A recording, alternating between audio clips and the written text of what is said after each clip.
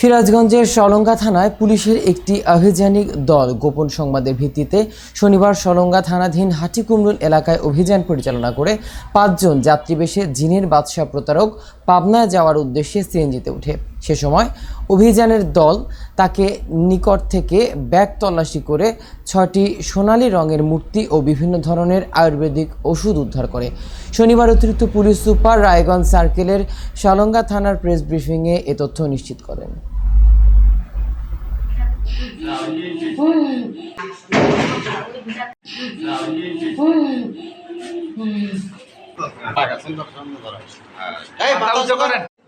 ধন্যবাদ প্রিয় সাংবাদিকবৃন্দ। আমাদের সলঙ্গা থানার সবাইকে স্বাগত।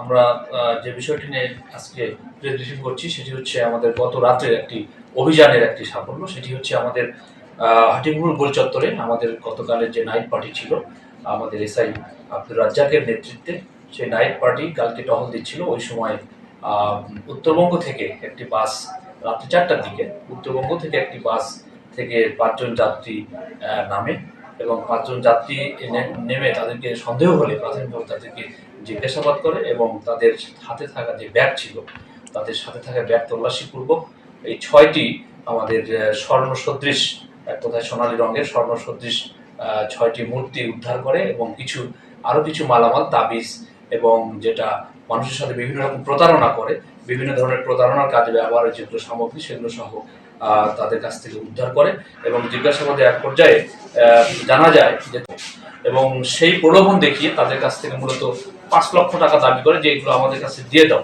যাতে আমরা এটা আমাদেরই হয়। পরবর্তীতে এই 10 দিন পরে এই কাজের উদ্দেশ্যেই পাবনা যাচ্ছিল এবং পাবনা যাওয়ার পথে আমাদের যে অভিযানের যে টিম